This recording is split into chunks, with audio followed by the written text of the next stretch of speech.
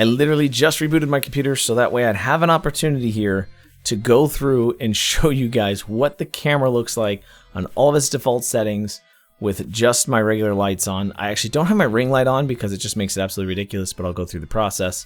So here we go. This is the default setting for the Logitech camera. Like, this is absolutely ridiculous. It's pretty terrible. The speed settings aren't any good on it. Oh, one thing I didn't think about is sometimes the frame rate does get a little messed up, but we'll deal with that if we get there. But it just, the color quality is just, it's all washed out. It doesn't know what to do. It has no idea what to do with any of the color right now. And it's just something that's always been a problem. So I'm going to walk you guys through my process, show you how I change the camera around, and keep it super simple. So first thing I'm going to tell you guys is that light matters, right? Where your light comes from is like the #1 factor. Put as much light as possible behind your camera as you can. A lot of people talk bad about ring lights. They say that you shouldn't use them. You should use key lights more, etc., etc. For webcams, I love ring lights because they have the ability to put all the light behind the sensor and you don't have to deal with that, just the sensor kind of causing all this right here right now. The reason all this looks washed out is because the sensor's seeing all that extra light and it's reducing, or it's changing its focal point. Not focal point, it's changing its, what do they call it? It's ISO settings. It's changing the ISO settings because it doesn't think it needs to draw on as much light. Well, that kind of, first thing we're going to do, we're going to put more light behind the camera than that's in front of the camera. So we're going to turn on my ring light. It's going to get super bright. I'm going to look washed out for a second. It might catch up. See, it does it, and then it kind of slowly brings me back in. I still look really blown out, right? It's still really out there. But at least now I'm kind of yellow. Like before, it was just kind of washed out. I'm going to turn it off again and show you again here. But, you know, as it brings me back into the picture, right? Everything just gets all, like all the color's gone. Everything is all this, you got the blue lights in the back. It doesn't really know what to do with the color quality or the color control. So we're going to turn that back on again real fast. And you're going to see it kind of just puts a lot more color quality. Like the grays in my hat look way better. My skin is still really washed out, but we're going to fix that too. So that's kind of where we're going to go from there. You can automatically see like the image quality for like the cube, totally different. The microphone, totally different. It puts a lot more clarity on objects that are in between your light source and your camera. So if you put the light source behind your camera, it gives you that ability to do that. So the next thing I'm going to do is I'm going to turn off everything auto. Okay. I'm actually going to rotate over here to my desktop camera, simply for the sake of being able to have the full desktop here, so I can bring up my different windows and things like that, so you guys can see them. So the first thing I'm going to do is inside of OBS here, right? We've got my default window here. Everything automatically configure video, and everything's kind of set to auto or the default settings or something like that, right? So we're gonna go ahead and go in here, turn off autofocus.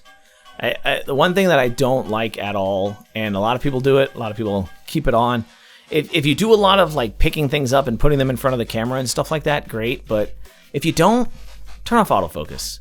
If you want your focal point to be in your whole room, just turn off autofocus. Don't leave it on. The one thing I can't stand is when the camera doesn't know what it's tracking, and it's always causing problems. We're gonna turn off this exposure, right?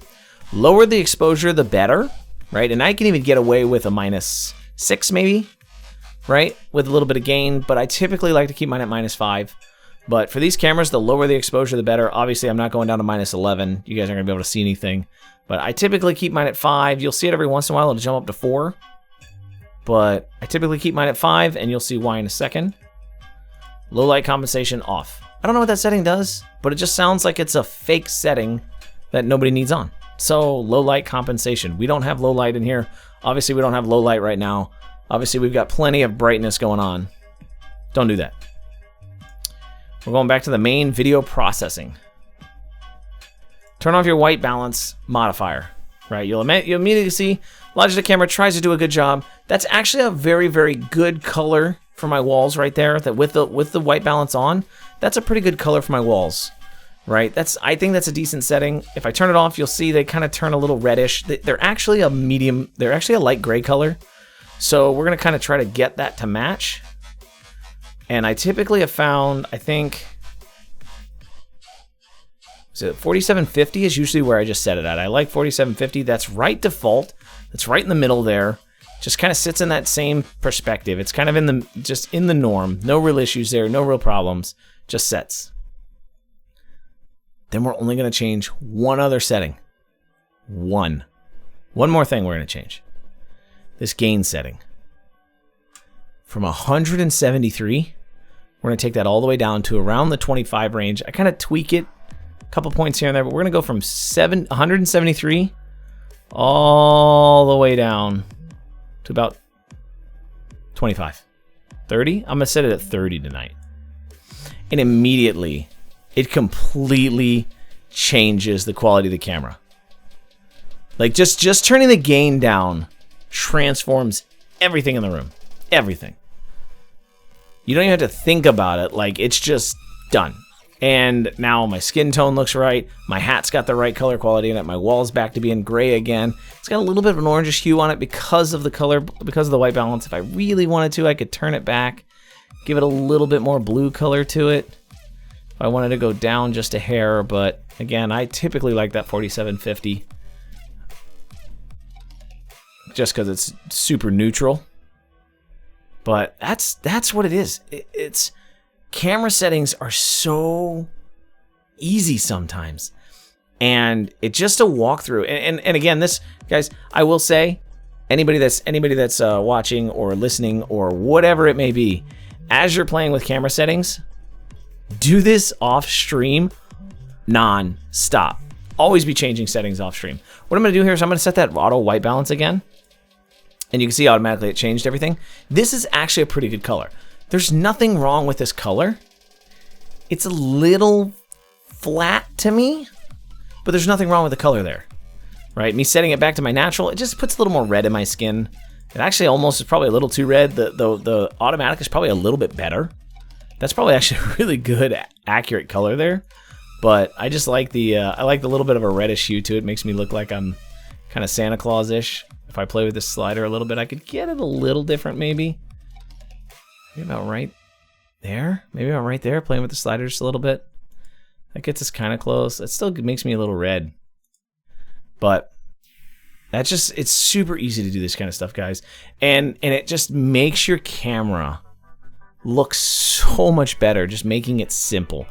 And I will say, the one reason that I don't like playing with some of these sliders with them on auto is because every time you change your colors, like my lights, if I change them to red and I have it on auto, we'll see if it does this. We'll see if it does this. It automatically, I don't know if you guys notice, it made my skin a little whiter, right? It took some color out of my skin, just a little bit, I think. It wasn't much, but when you change your colors if you don't have auto white balance, if you have auto white balance turned on, it's going to adjust based on the big primary colors in your space. So if you change your colors, you use RGB or any of that kind of stuff while you're streaming, and you have that set up, white balance will be adjusting all the time. And if you don't have it set to just a stock number, there. So that's another reason I keep it. Again, I try to keep it right at what did I say? 4750. 4750 is about what I like it at. You know, everybody has their own personal preference, but that's where I usually keep it. So just a little bit of an idea, something that I wanted to talk about right as we got started with the stream tonight, because I just thought it would be a good thing to kind of mention and just say, you know, here's how I do this. I've had people asking the questions, you know, and I figured an updated tutorial on that was validated. So hope you guys enjoyed it.